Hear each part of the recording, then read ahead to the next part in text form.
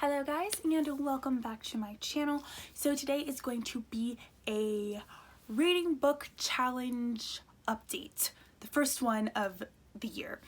And I wanted to do this to kind of just track my progress, both online and like in real life. You know, I do have my little tracker, but just to hold myself accountable.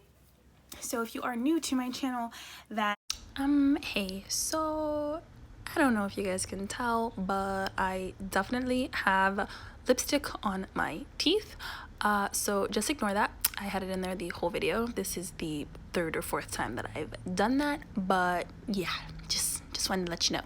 So, okay, bye. And you do not know, so let me tell you that I created a challenge for myself that I was going to read 65 books this year. And at the rate I'm going, I kind of want to push it to 70 to see, you know, just if I can do it. But for now, I will go ahead and keep it at 65 just to see if I can get there. Last year, I read 48 books.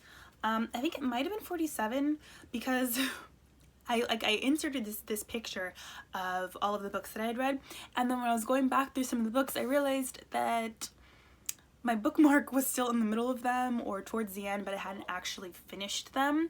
So I kind of subtracted those from my total, and I put some of those into my reading list for this year. So I just wanted to go over the books that I have read, my thoughts on them, what I'm going to be reading next, and all of that good stuff. So if you're interested in any of that, then please keep watching. Okay, so these are the books I read. I'm missing one because I lent one to my aunt to read. This is Cross Her Heart by Sarah Pinborough. If you don't know, Sarah Pinborough is the author of my favorite book of last year. If you haven't seen that video, I will go ahead and link it up in the cards. But she wrote Behind Her Eyes, which I thought was absolutely phenomenal. I did get this book. I picked it up for an add-on for my book of the month. So this one is Cross Her Heart. It's not as good as Behind Her Eyes. I still love it though. I do think it's worth a read, and I think it's one of those ones that I will read again. The first one I finished, I actually started reading this last year, and then I finished it a few days into the year, so I count it for this year. This is If You Knew My Sister by Michelle Adams.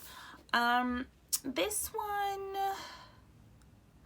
I could have lived without. It's about a girl named Irene, and her parents end up giving her away when she's about 3 years old, and she has contacted with her sister. Her sister is the one that they kept. Her sister is named Elle, so she has contact with her throughout the years. As she gets older and she's an adult, she starts dodging Elle. She never wants to see her, and then eventually she ends up coming back to her family and realizing the reason that they gave her away, and dealing with her sister, who's kind of cruel. And the author, not the author, but the back makes it seem like, oh my gosh, it's so crazy, but it ends up leaving me with more questions than it answered. And for me, I didn't care for the ending. I didn't care for the big revealing part of the book. It was just kind of whatever. I never regret buying the book, but still. After that was The Silent Patient, which I talked about in one of my recent videos. This was my book of the month book. If you have not seen that in-depth review, I will link that in the cards below. I personally do recommend it though. I liked the ending. For me, there wasn't a dull moment. I really appreciated the author's style of writing. So this one would definitely recommend. Okay, next we have Steal Mine by Amy Stewart. This one, let me just read. It says, a haunting psychological thriller that builds to a tumultuous climax. It is impossible to put down or to look away.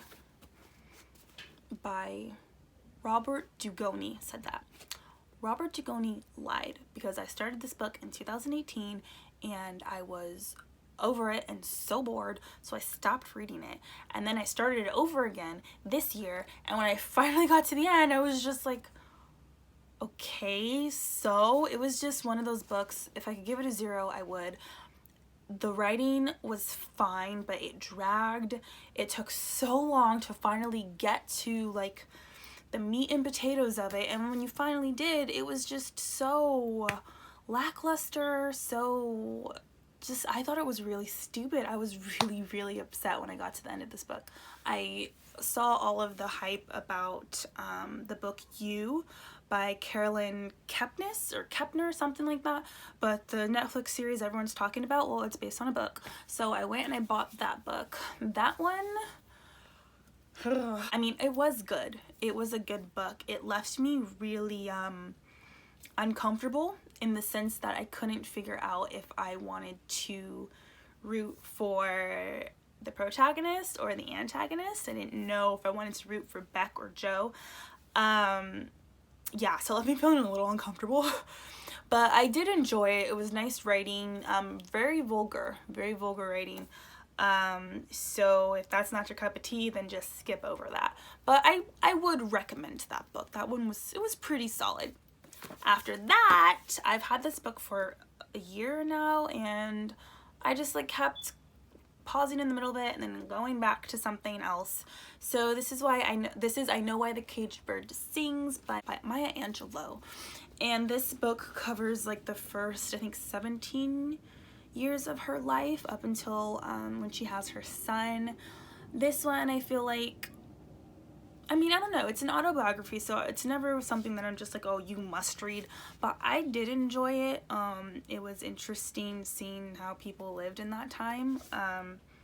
Obviously it was before I was born, but yeah, it's just one of those books that's just like, you know, it may not be a psychological thriller, but it's one of those ones that, yeah, you know, you should definitely read it. Next, we have Sandra Brown, Best Kept Secrets. This one, I like Sandra Brown a lot. I typically never have anything really bad to say about her books, about the plot or anything like that. This one was good. The ending wasn't anything spectacular. I had already pegged who killed who in the very beginning, but I kept reading it because I was just like, oh, you know, sure, why not? But this one is about a woman named Alex whose mother was murdered when she was a few months old. So she grows up, becomes a lawyer, goes back to the town and starts investigating the people who are closest to her mother, who happened to be her mother's two best friends / lovers, and then one of the lovers' fathers. So yeah, this one was good. Sandra Brown's always like if you're ever looking for Sandra Brown's a good one. Then we have Find Her by Lisa Gardner. Now I read a Lisa Gardner book called Right Behind Her, and that one was okay. This one though,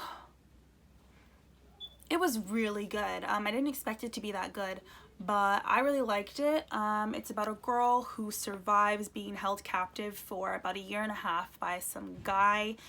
And fast forward, like, I think 7 years later, you find out that the girl is involved with all of these different suspects of kidnappings, and then there's a detective involved who's trying to figure out, like, you know, what this girl's doing here. Is she a suspect? Is she a victim? And then the girl herself disappears, and the detective is like racing to find her and like finding out about the time, you know, when she was kidnapped before and how crazy it was. And yeah, I really like this one. It did get me a little bit paranoid though, just thinking about all of the crazy things that can happen to people. So yeah, just keep that in mind. Last but not least, I finished this last night. This is The Broken Girls by Simone St. James. This one goes back and forth between a group of girls at a boarding school in 1950, and then it goes to 2014, a girl who's investigating the murder of her sister. Her sister's killer has already been put behind bars, but she's investigating further. And yeah, the two stories do eventually connect. I could have lived without this one. There just seemed to be a lot going on, and when you finally got down to it, it wasn't anything that was like, oh my gosh, you know, I am so shocked. The author just was kind of pulling random things out of her head in order to just get the story done and make the story work.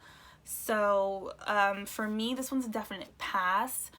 One of the reviews says, clever and wonderfully chilling, and this review is from Fiona Barton, who's the best-selling author of The Widow.